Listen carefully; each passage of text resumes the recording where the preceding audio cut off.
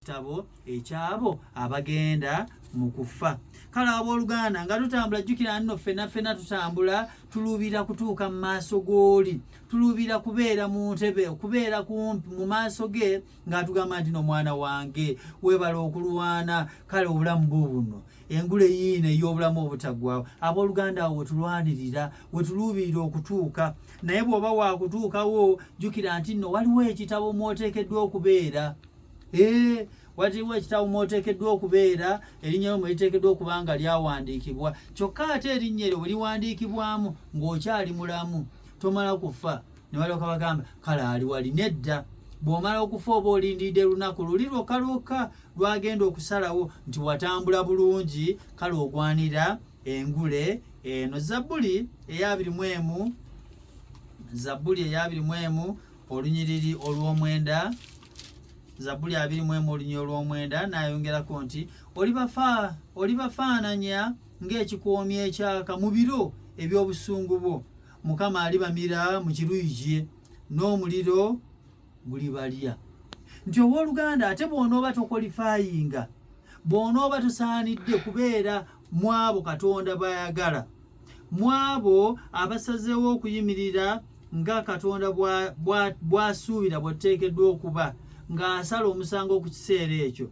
Abo bonna abanaaba batatambudde nga bw'asuubira, abanaaba batali mu kitabo kiri ekyanjuluzibbwa eky'obulamu, nga bali mu kitabo kino eky'okufa, omuliro gwa Katonda gujja kubalya, gujja kubamira, gujja kubaokya. Nga bw'atugamba nti gujja kubookya obutazikira.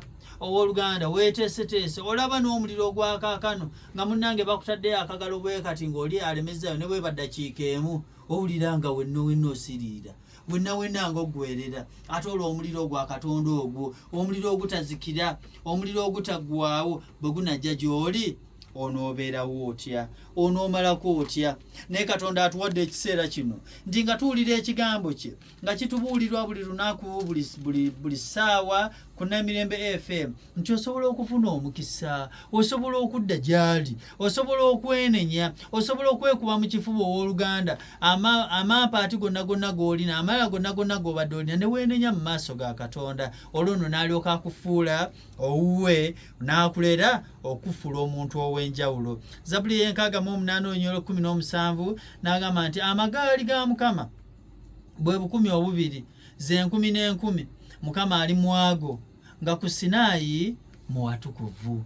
Nti Katonda byonna nga bw'annyonnyodde awaali awatukuvu we, ate waatambuliza abantu be bonna. Kale gwe ng'odi yonna gy'oli, manya nti bw'onooba ng'ogenze mu maaso ga Katonda, byonna biri mu ye. Naye ate byonna byagenda okukuwa mu kiseera ekyo, otandikira wano ku nsi, n'otandika okulaba obulungi bwa Katonda, n'otandika okumwogerako nga bw'akukoledde eby'amaanyi eby'ekisa. Kati nno buli oyogera ku by'amaanyi n'ebyekisa byakukoledde, ng'oyamba abalala abatannaba kuwulira ku kigambo kye, nabo okudda gy'ali ate ne boogera ku bulungi bwa Katonda. Owooluganda okuŋŋaana mu kkanisa, bw'obanga okuŋŋaana mu kkanisa otwala omuwendo okwogera ku ebyo Katonda by'akola mu bulamu obwo. Kubanga bw'obanga tosobola kukikola ekyo, kitegeeza olina akabulamu mu kukkiriza kwo.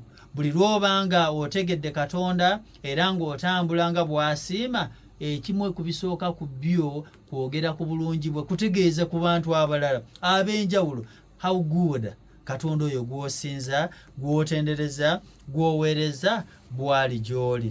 Abebulaniya 12:12 nti naye muzze ku lusozi Sayuuni,